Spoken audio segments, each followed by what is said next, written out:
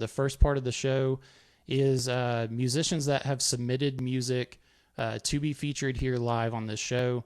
If you are an independent musician and you have some music that you would like featured on this show, all you have to do is go to the link in my bio, and there is a form to fill out that gives me some information so that I can have things queued up, so that I can listen to it and get some, a little bit of information on it before we go live with it. So starting out the show is going to be the ones that submitted music through the form, and always looking for more independent musicians to feature here on the show. Then we will be moving into some interviews later on. Usually like to bring someone on that can give some resources to independent musicians on how they can, do things better. And then later on we'll have a musician spotlight. And what that is just giving independent musicians a chance to have a platform to talk about themselves for a little while. We are going to get started with a musician called Joseph Desoto, and he had submitted this song called Pit, and so we are going to start out right here.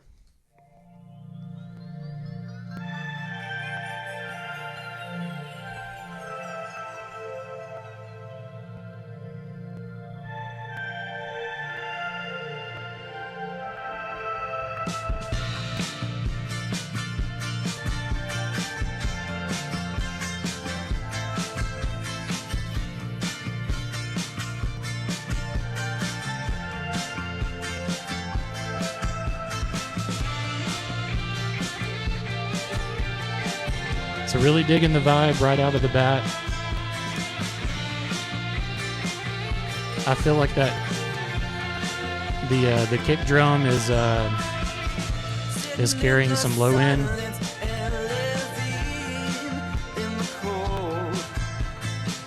Kind of has a clipping sound to that kick drum. Not always a negative thing. I think that's more of a stylistic approach to kick drum. Everybody does it a little bit different. It is, to me, just standing out a little too much just because of the way that it's sounding. Like I said, it's carrying a lot of low end,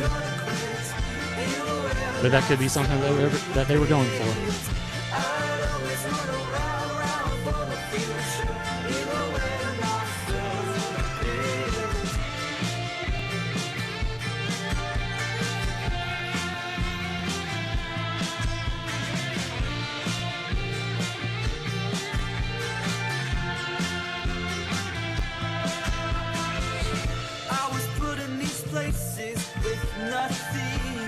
I really like the vocals on this one. And Joseph had actually said this song is about sometimes in life we can mentally put ourselves in pits, and we just got to keep pushing forward regardless, or we will never get out. So that's what the pit means to Joseph.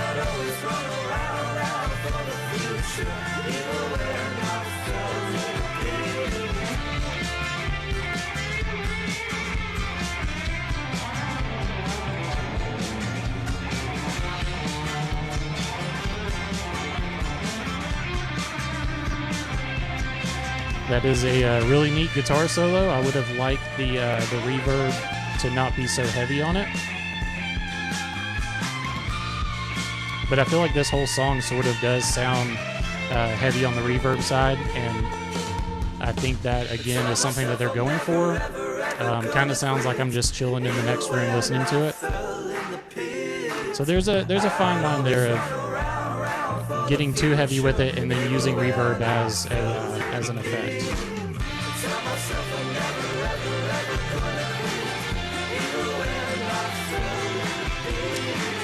And so now, with all the instruments, this is probably the loudest part of the song.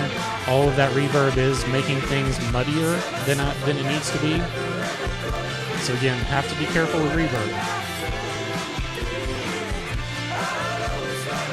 And really with that, what I was talking about with the kick drum, that low end is now really muddying it up with all the instruments.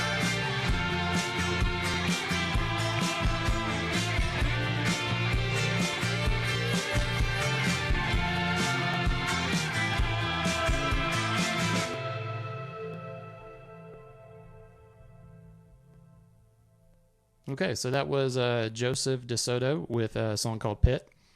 Oops.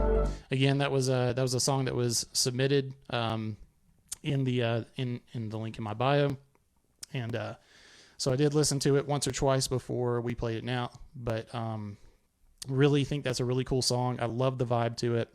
I think the instrumentation is spot on. They did a great job recording it. As I mentioned throughout the song, there's a few mix notes that could just elevate that song to a different level. But overall, really like that song. And again, nobody's going to do it perfect. We all do things a different way. What I share here is technically just my opinion. Phil, that is here with us and is going to come on later, Phil is more of an expert than I probably will ever be. But I have produced and written and recorded and, mixed and mastered. I've done all this stuff for a little while. And so when I share, what I'm thinking and what I'm hearing, one, it's my opinion, and two, it is just some basic principles to get a cleaner sound that the majority of people, if you want the majority of people to listen to, take those basic principles and just go with them. You can get very, very in-depth when it comes to mixing, and so I'm not going to get too much into that. I'm just sharing kind of what I hear and hoping that something I'm sharing here today can be used the next time an artist is mixing or writing, and just little things to remember, to keep in mind, to see if you can get a cleaner mix the next time. So again, that was a great song, Joseph Desoto with Pit, and I am really appreciative that he submitted that for us to listen to today. All right, so another submission comes from an artist called YB Lucid, and this is more of the pop punk genre. And if you've been around the pop punk genre at all, you know that there's a lot of talk and chatter around Machine Gun Kelly and Travis Barker. That is a topic that I'm not getting into right now, but it is taking what I know as pop punk from, the 2000s and adding some elements to it that seems to be pretty popular right now. And I think one of those is the use of auto-tune in pop punk, which is something that has just recently kind of came to light. And I think pop punk has always been produced very well. That's the pop side of pop punk. But now we're adding some, using autotune as an effect seems to be pretty... sorry about that. Seems to be pretty normal these days. And so that's what we have in this one as well. But this is YB Lucid with a song called The Weekend. And let's give it a listen. Yeah.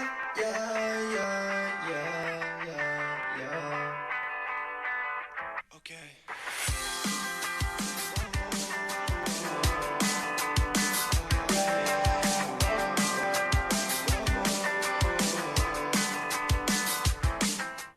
I feel mistreated, sad on the weekend, drinking all my sorrows away.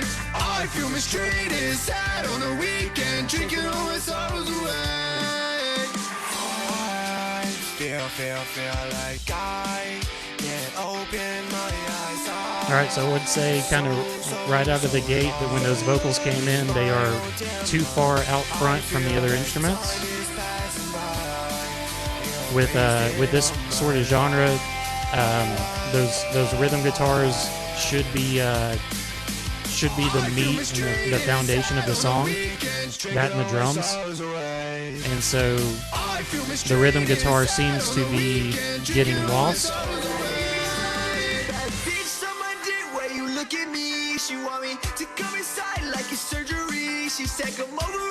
So this is what I was talking about, using auto-tune effects on the vocals, which seems to be kind of the norm even for pop punk these days.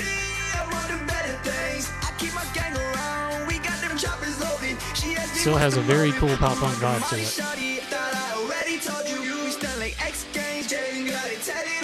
I got the chain She finna bang the homies. You know we in this thing. We causing pandemonium. I feel mistreated inside on the weekends, drinking all my sorrows away. The elder emos are here. Elder emo hours, whatever. We're the elder emos. I feel mistreated inside on the weekends, drinking all my sorrows away. I feel mistreated inside on the weekend, drinking all my sorrows away. Okay.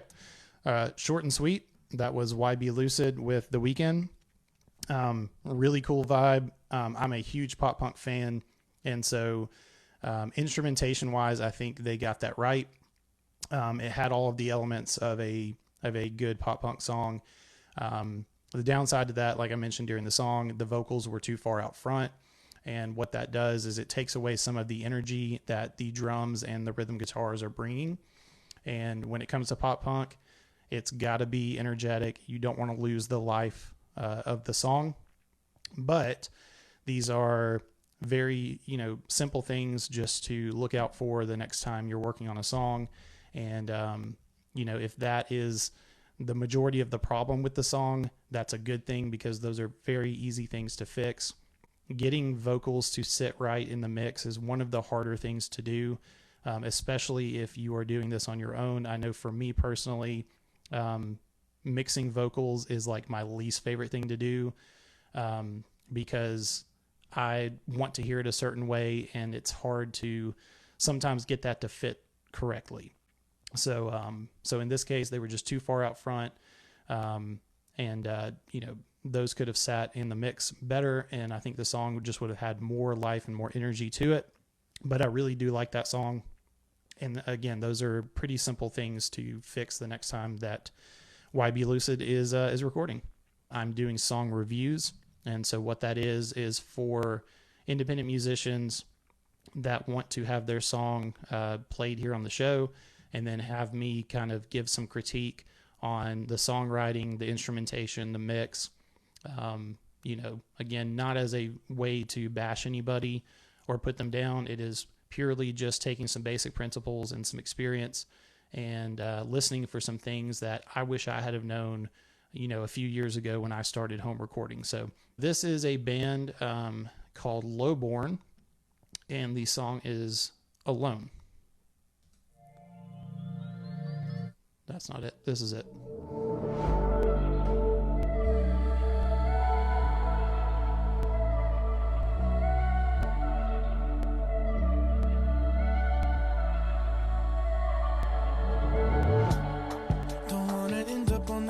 Cause you finally figured out that you just don't want me. And I've been kinda freaking out. Ain't nobody in the house, but your voice still haunts me. I've been hoping and praying I'm in this situation. It's pretty groovy to start with. Vocal. So this is a great example of the vocals sitting very well in the mix.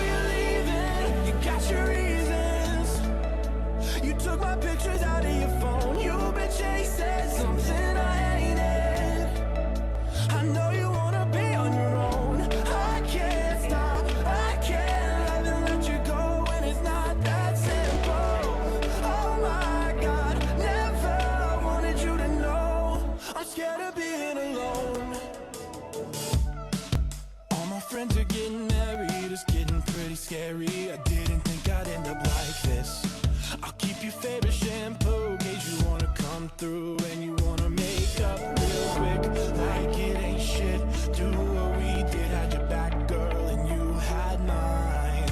Wish this wasn't it, 'cause I try again. Had you once, now you won't think twice. I know you're leaving. Yeah, love the energy of this song. They're not trying to overdo the instruments at all. Every instrument seems to be in their proper place. They found space for it. So it's not so much in your face, but there's little things going on that's not taking away from the focus of the song. But it's just adding those special ingredients just to make the song sound very full. The space is filled up properly. And this is great.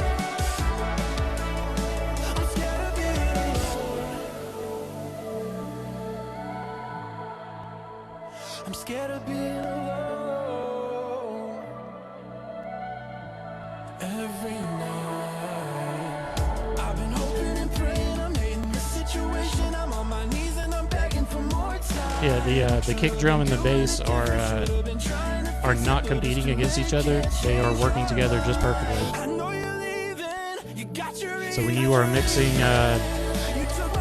your kick drum and your bass guitar are going to share a lot of the same frequencies, and so one of the mixing techniques that you have to learn early on is making sure that they are not competing against each other, but working in tandem to give you a nice low end without getting muddy. So this was mixed well. There's a lot of low end present, but it's not the wrong type of low end. It's not muddy. It's very clean low end.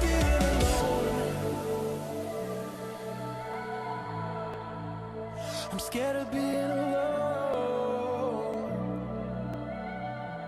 every night. What's up? Russ Boulevard's here. Okay, so that was Lowborn with a song called Alone.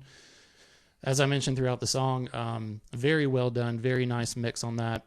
I think the songwriting was great. The song had the proper dynamics throughout. The instruments worked together. Like I said, even the kick drum and the bass, the way that they were mixed, were working together to give a very nice, good feeling low end to the song without getting in the way and muddying up everything else. There were, some effects going on maybe a lead guitar or something that was, just filling up some of the space without getting too far in the front. And, I think that was a great song. We're going to have Phil Rodda here. He's going to come on and he's going to talk about home recording and how that has kind of affected independent musicians. Now, Phil is a recording engineer and a session percussionist. He is in Edmonton, Alberta, which is in Canada, for those that don't know. Has a bachelor's degree of music with a major in recording and production. So what that means is Phil really knows what he's talking about. I am but a peon compared to this guy, and plays drums for a band called Medical Pilot. So before he comes on, I want to give you a little listen to Medical Pilot, to which, like I just said, he plays the drums in. And so I want to give you an idea of who we're about to talk to. This is Medical Pilot, which features Phil Rodda.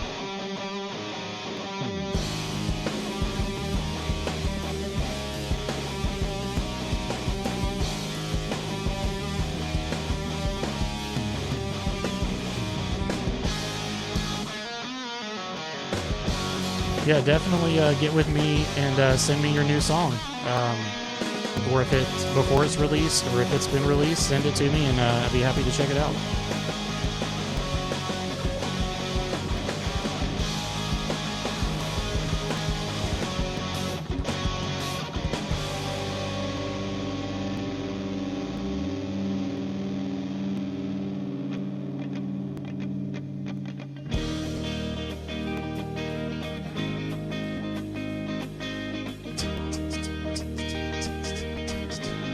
I love when drummers don't try to overplay, Phil.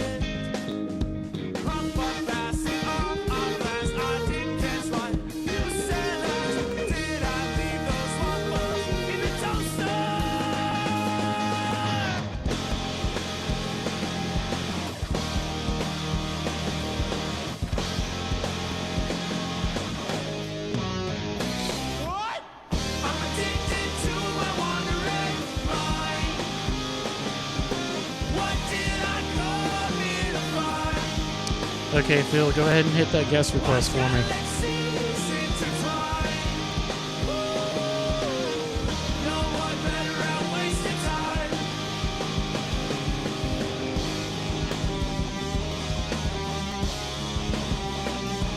There we What's go. up, man? Hello. How's it Hello. going? Man, it's going pretty good. Yeah, so that was I got to listen to your song there. I watched a couple of your YouTube videos. Oh, thanks. Yeah. And yeah, so you got some really cool stuff. Thank you. You know, I so appreciate the intros. Very kind words. Thanks. yeah, yeah. No, I'm really excited. You know, I mentioned to you, I've been following you, I think, since about January, and Sweet, was okay. always intrigued by what you're bringing to the table. Always looking for, you know, experts in this field of recording without being the gatekeepers and the ones that, you know, you need to just pay me instead of I'm not going to share anything with you. And you know, so they're you know what I'm talking about. Oh yeah. But it just seemed like what you were putting out on here on TikTok is everything that I like, the people I like to connect with. And so we just started this new format last week, and I thought of you, you know, sort of immediately as somebody that would be great to come on here and share some resources with independent musicians that may be tuning in and watching this. So, but yeah, but in the course of watching you on TikTok, I didn't even realize that you were a drummer. I just thought you were a music engineer, and so very very cool. I'm always happy to meet new drummers too. Nice. Yeah. But yeah, so you know, I kind of gave everybody some of the information about you. Take a minute, introduce yourself, let people know a little bit about Phil Rodda or Rauda, however you want to say it. Yeah. Yeah. So hello, everyone. My name is Phil Rodda. Like Devin said, I mainly work as a recording engineer here in Edmonton and sometimes remotely.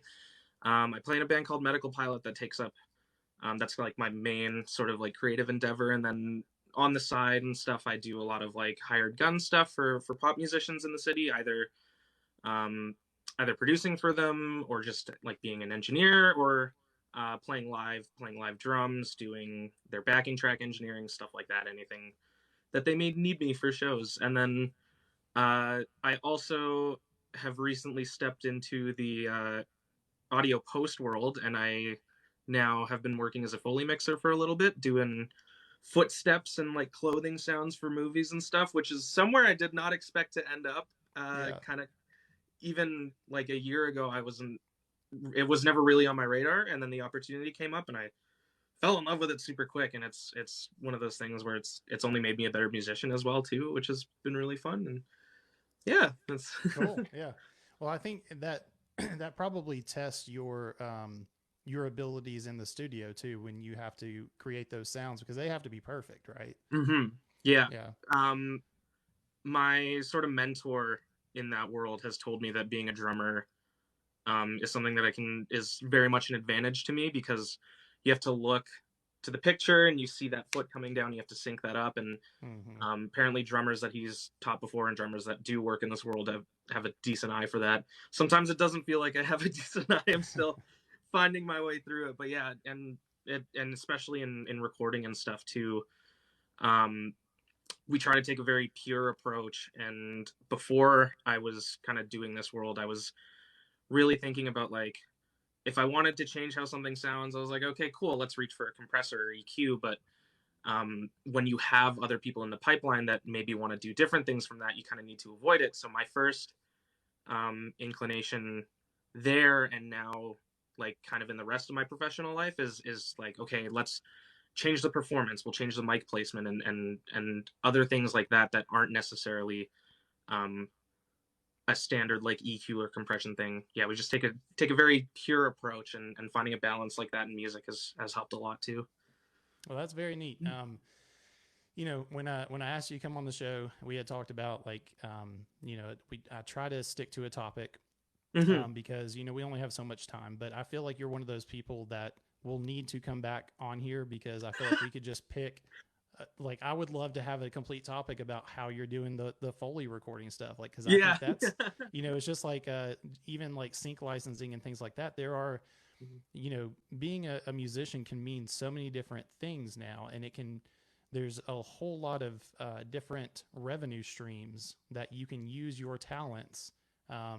Because I think one of the things that people talk about is the oversaturation, but maybe it's time to start thinking about just a different, way of doing things. So I feel like we could talk about a whole bunch of different topics, but today, what we want to talk about again is home recording, because this is something that you have a lot of experience. You have a great story behind getting to where you are now, because of a lot of these things. So we will unfortunately just stick to, some of that, but No, of course. Yeah. so right off the bat is, the biggest question I have is, I feel like home recording has opened up a whole new world for independent musicians. It's opened up a whole new world for me. I've been home recording for about 3 years now, but I've been a musician for 20. And the things that I can do now with my music, I couldn't do 10 years ago without spending a lot of money. And so, I feel like the ability for independent musicians has never been greater than it is now to get their music out there. So home recording, does that, in your opinion, lower the entry or the barrier to entry for independent musicians now? Yes, and like in the best way possible too. I think we're kind of the generation now, especially for younger kids that are getting into this. You hear all these stories about these like great recording engineers and some of the all-time greats, like starting out on like 4 tracks or just even like cassette recorders and things like that. And now I think we're all the young engineers that are getting their starts are having like a tiny little USB condenser mic, or like even just a kind of whatever laptop you have lying around. Like I still have my first little USB mic that I was trying to figure out what to do with at 13 and stuff. But yeah, I think now the power really is in the musician's hands, to just really get started and get going. There was, if you think back to like 25-30 years ago, there was like almost like an invisible fence you had to jump over to get recordings of your songs. There was a lot of like mystery behind it. And now, again, with just the amount of access that people have to gear and the internet and resources and stuff, it's really cool to see how quickly you can kind of just get running, and just get recording and have stuff for people to listen to. Very Yeah. exciting for the next little bit here. Yeah, definitely. So I think this is one of those topics that people could be kind of opinionated on. But yeah, so yes, the barrier to entry for independent musicians is lower than it was before. Recording equipment to do home recording is not all that expensive. It's all relative, but it's affordable to get started. You can use distribution services for, very little amount. You have social media, you have the internet, you have all the tools in place. I always say there's no excuse not to do this now. If like you don't have an excuse anymore. But do you think that's a good thing or a bad thing? And I can play devil's advocate either way, but Yeah. I feel like it's a good thing because we have the opportunity, but maybe it's not a great thing because now there is that oversaturation. Because everybody can put something on Spotify. What do you think? Is this a good thing or a bad thing for the music industry? Can, can I answer both? Yes, yeah. Because again, I could answer both as well. I'm just kind of curious. Quickly, what do you think? No, of course, yeah. I mean, I don't remember the number, but there's something like 70,000 songs uploaded a day to Spotify. So yes, the oversaturation is there for sure. I think that's something that definitely can be taken as a negative. But the other thing, actually, yeah, somebody just made a comment that like quality expectations are much higher now. As long as you're putting in time,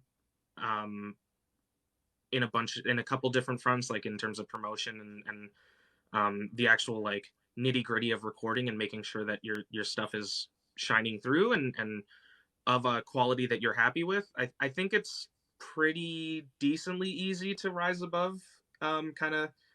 It's pretty easy to crawl out of the bucket of crabs that are getting uploaded to Spotify every day. But yeah. So good and bad things. definitely, for sure. There's a lot of little bit of both, I guess. yeah, for sure. Yeah. Okay. So, yeah, and I agree. I'm not going to complain because even doing this Devin song reviews thing, I've just heard hundreds of songs over the last few months that I would have never heard otherwise. So I can't say that I wish that people didn't have the opportunity that they do, because now people who are really talented and really work hard at this, they have the opportunity to get out there. It's just not the same as it was 10, 15 years ago where, say what you want about industry plants. We're not here to talk about that today, but, the popular ability to listen to music, via radio or MTV or whatever, it did kind of chew the food for you, so that you could hear the stuff that was really good. Yeah. And you didn't really have to like go through all of the not good stuff to find your favorite band. But again, that's kind of off topic, but I was just kind of curious about it. Yeah. Okay, so let's say you were talking to somebody who is just starting out. Me 3 years ago, where I am today from where I started 3 years ago, I know it's a night and day difference. And like I said before, I don't claim to be some expert, but man, have I learned some stuff over the last few years watching YouTube videos and just trial and error and just doing stuff. Like I'm the kind of person, I don't use a plugin until I've watched a tutorial of how to use it because I don't want to, I just don't want to go mess around with something I don't understand. But let's say you were talking to somebody who's just getting started out. They're an independent musician and, they've gotten a little bit of recording gear. What are some things that you wish you knew when you started that just would have made your life easier, in the beginning? Yeah. I think the process of learning how to become better is something that is very vague when people first start out. And it took me a while to figure it out. So I guess if I went to 13-year-old Phil, I would have just given him a little notepad that was like, it essentially would have just said like, identify what you don't like about what you're doing. And this is applicable not only to recording, but like to the way you sound on your instrument, the way you're singing, everything in music. I think this could be applied to.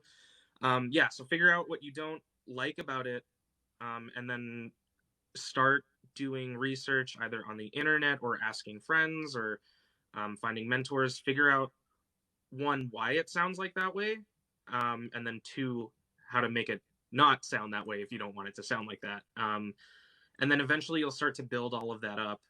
And the more you do that, the more you get these answers to these questions, and then it just all stacks up. And that's really a very quick way, in my opinion, to climb the skill ladder. And then also probably one other thing is, don't apply phantom power to that one ribbon mic in your internship in 2016. I'll just give them a little note that says that as well. That don't blow that one up. How expensive was that one? It was a Royer 121, so I think it was maybe about $3 or $4 grand. That was it. Yeah, that was a costly learning opportunity. Yeah. Oh, well, great. So apparently my kids are playing basketball now, so you may hear some nice. crashing in the background. But yeah, I think that's great. And there's a 1,000 different ways you could go with that, and I think that's great. Being the takeaway is, find out what you don't like about what you're doing and try and see what it takes to fix it. The problem I have with that, just a little bit of a pushback, is I think when I started, I was just so thrilled to have the opportunity to like actually take what was in my head and make it happen, that I didn't hear the things that I hear now. And it was a lot of like, I had to train, and you have to train your ears. I think that's a huge aspect of learning to get better is, essentially what you're saying, listening for the things that don't sound right. Now figure out why they don't sound right and fix it. But I don't think that I was hearing those things. I was just super excited. Like, I mean, really, me being, I've been in bands, in and out of bands for a long time, and now I am not, and I do everything myself. And so being able to go in and like record different parts and put everything together, it literally took what was in my head and put it into a recording. So that was really neat. But, I did also know, listening to what I had compared to what I could listen to, from professionals, sounded very different.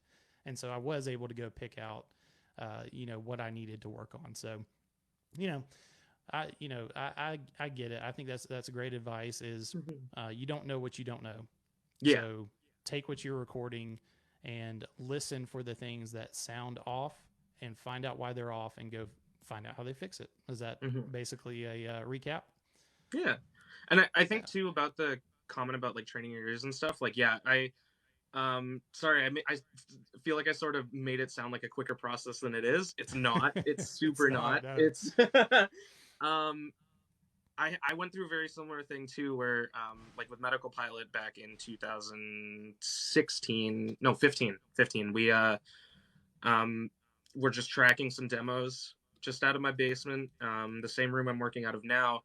And yeah, there's a certain level of excitement to that, which is awesome. And like, I love that feeling. And I kind of sometimes wish I was like, yeah, I'd love to be that little scrappy 17-year-old kid just trying to get recordings to tape as quick as possible, because it's awesome. But then we go back we go forward like 3 years down the line and then listen to them again. And I couldn't help but cringe, because you do, the ear develops, your taste developed too as well. So something that you were super stoked on 5 years ago, you might totally hate nowadays, right? And yeah, so it's a long evolution that takes time. I think if anybody finds themselves in that boat, my best advice would probably just be like, ride the wave and understand that this journey, it takes a long time. And things will change, your taste will change, your ear's going to change, but that's totally fine. As long as you're making stuff that you're stoked on now and that you're proud of, like, that's all you could ask for, right? Yeah. And getting for sure. I mean, I there's stuff that, again, I can definitely tell the difference between where I started and where I am now. But even things from a year ago, that I'm just like, I'm not going to go re-record that, but it is now going to bother me for the rest of my life that Yeah. that when I put those harmonies in there, I didn't align the vocals, and now it's just those very small things that just start to stick out to you. I think it's important to note too, and I'm very much a perfectionist, and I think that's one of the things that makes me good at what I'm doing, but it does hold me back from releasing more music. And so I have to remind myself, and I would remind anybody watching, is that what we're talking about, these small things that you go back and say, 2 or 3 years ago, you wish you knew that then. The majority of people listening to your music, I would dare to say 90+% don't hear those things. Yep. So it's okay.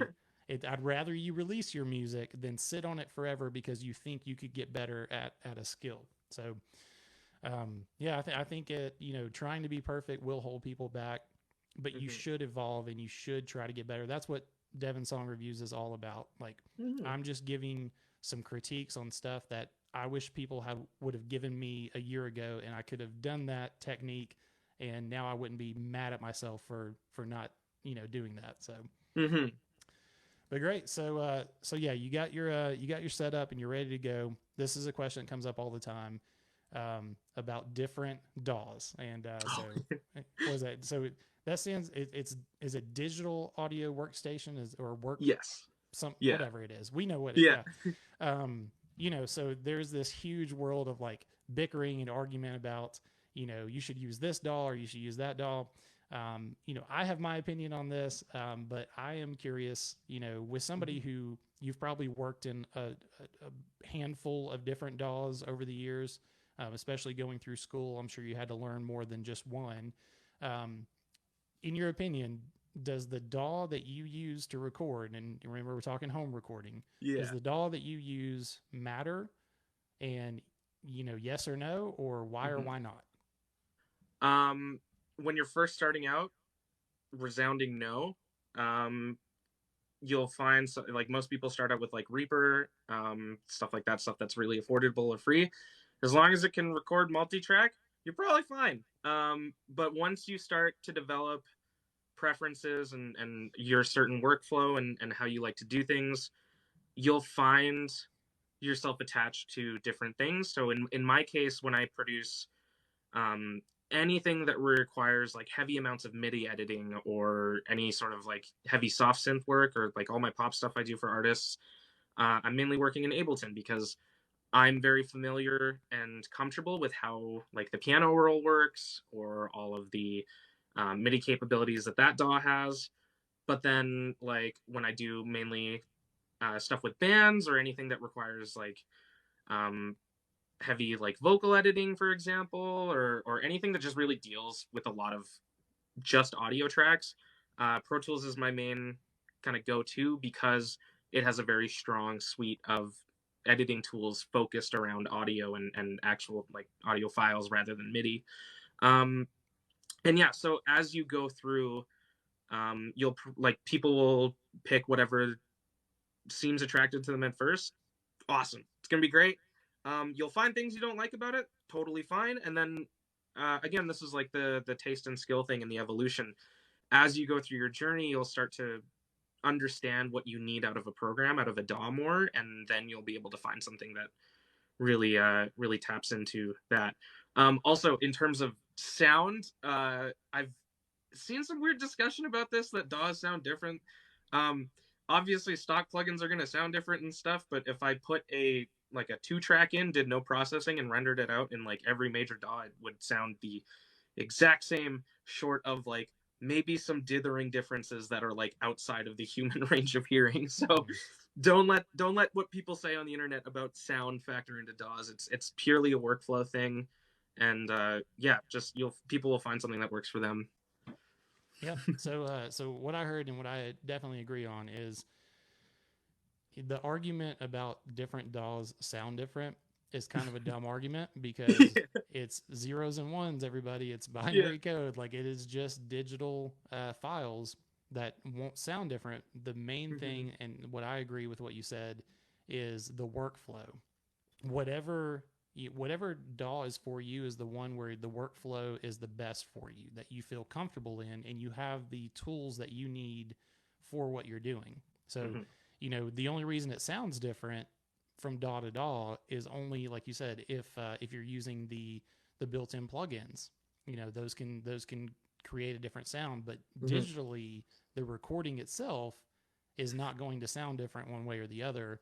But yeah, so the big thing for me is I started out in GarageBand because I'm a big Apple fan, and I had it. It was just already on my MacBook, so I had GarageBand, and that's where I started.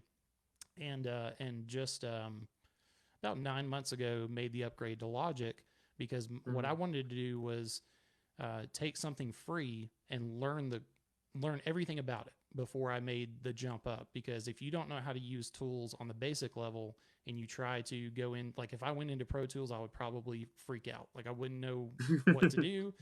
But I was like, I'm going to master GarageBand before I make the jump to Logic because I don't need more options in my life. I'm somebody who gets option overload and shuts down. And so when I was ready to make the jump, I had done a lot of research, and the main thing that I was lacking in GarageBand was busing.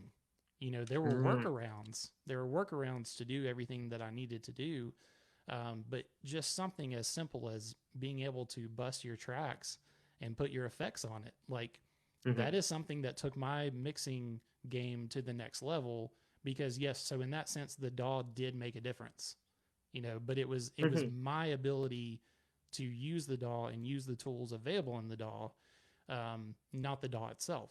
And my recordings on GarageBand sound no different than the recordings that come in on Logic. Yeah. So I think again, I would love to have you back because I think I want to talk like hardware and everything with you. Yeah. I saw your recent videos where you're comparing hardware to plugins, and like, that's me. I'm Mr. Plugin guy, and I'm trying to, kind of build that. To me, I feel like, your signal is more affected by like your preamp and what's going on with your signal, not the DAW itself. So Again, another discussion for another day. Yeah. But yeah, so in a sense, the DAW does make a difference, but on the basic level, it doesn't make a difference. Yeah. That's fair to say. Yeah, exactly. Yeah. Okay, so so here's another thing I had for you was about independent musicians specifically. Um, does recording and mixing at home in these home studios, these days independent musicians, we're doing everything. Mm-hmm. We're not just writing the song, but we are writing it, we're recording it, we're producing it, we're mixing it, we're mastering it, we're promoting it. It's very exhausting at times. But so does the ability to do that, all of that ourselves, like we have the opportunity to do it, but is the ability to record from home and get a really good product, is that taking away from the musician's ability to actually write new music? All the time spent on those other things, is that taking away from a musician's ability to write more music? Yes. Yes. It's yeah, that's the toughest part I find for indie musicians nowadays. Even yeah, like you said, recording and mixing, that takes so much time and so much energy, especially too. But even things like promotion, running your socials, like playlisting and blogs, it's just like I've experienced like quite a bit of struggle with that.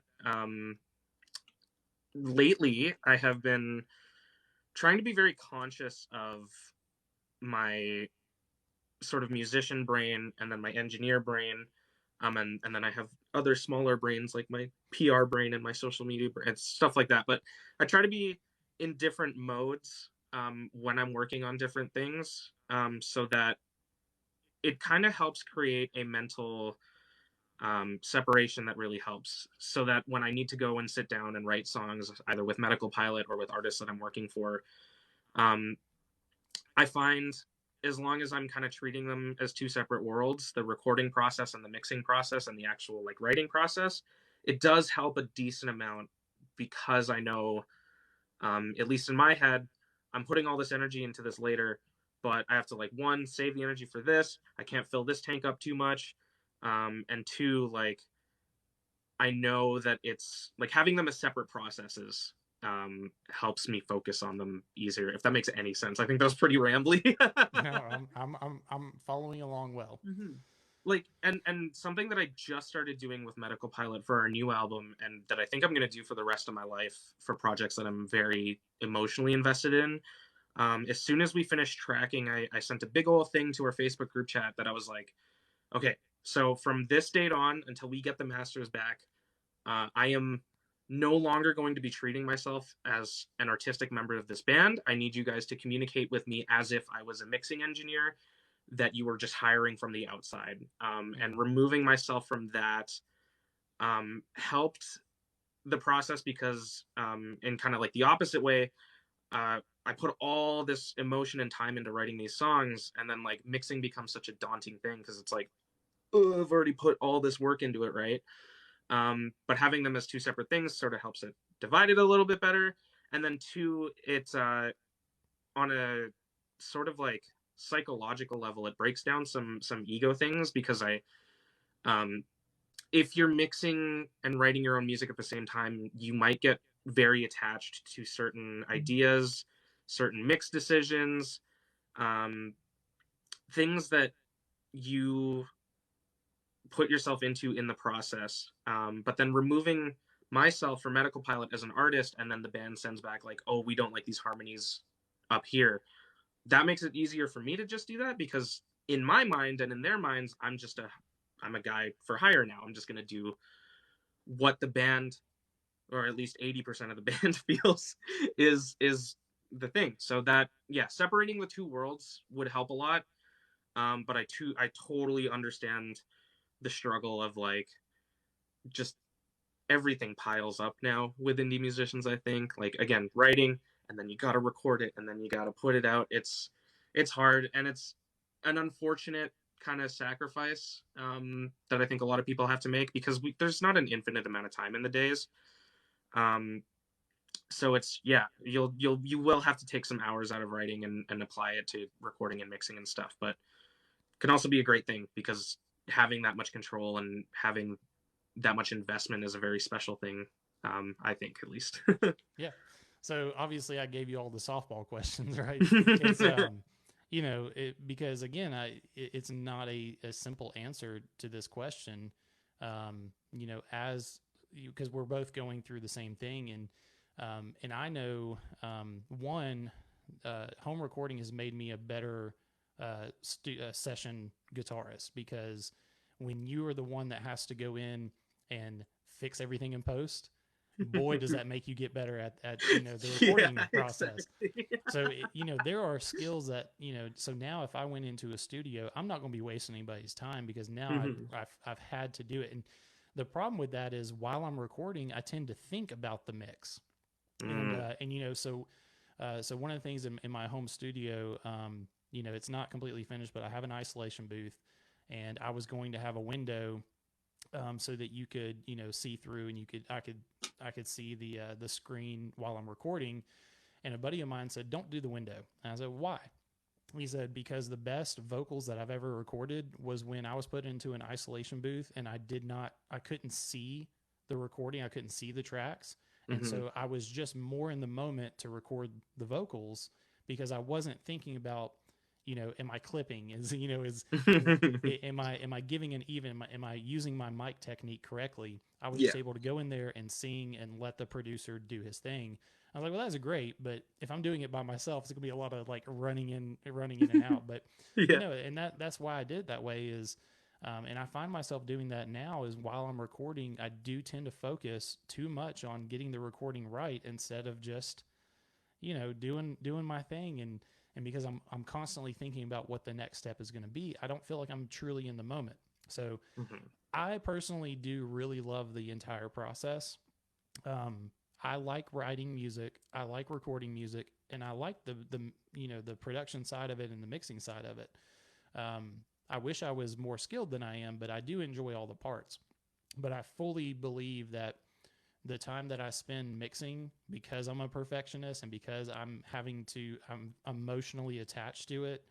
And, like you said, if I've got some harmonies in there that and I've had to do this, if they don't fit exactly right, just being able to say they're gone. I'm not, I know I spent an hour recording those, but I'm making the decision that these are gone. It's hard to do that. So it does keep me from moving on to the next project, because I can spend a month working on, one song. And so, but everybody's, process is different. Everybody's situation is different.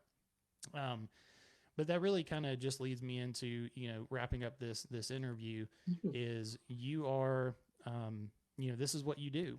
Is this what you do for a living, or, is it all music for you? See, that's incredible. And I'm very jealous of that.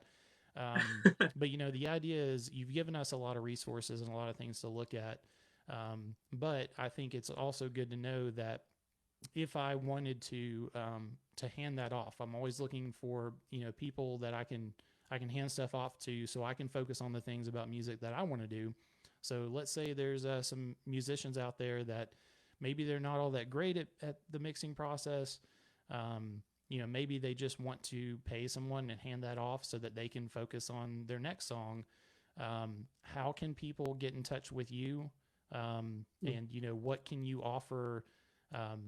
Again, the world is a smaller place thanks to the internet. So I know you do some remote stuff, but how can people get in touch with you if they want to work with you and have you mix their project? Just close this out. Give us some information about how people can get in touch with you. Sure. Yeah. I have a link tree in my bio on my page. It's got buttons for everything that you might need me for. So it's got my personal website for all of my audio engineering and drumming things. And then it has Little Hook Sound, which is the Foley studio and stuff. And yeah, if you want to get a hold of me, honestly, it's great to just DM me on here or Instagram. My DMs are open on there. Or yeah, if you go to my website, I have a little contact page and I have my phone number and stuff. If you need some stuff remote, I'm always down to do remote stuff. If you're in like the Edmonton or Alberta area, my space is always open. I always like having people around. So, yeah, just whatever you may need.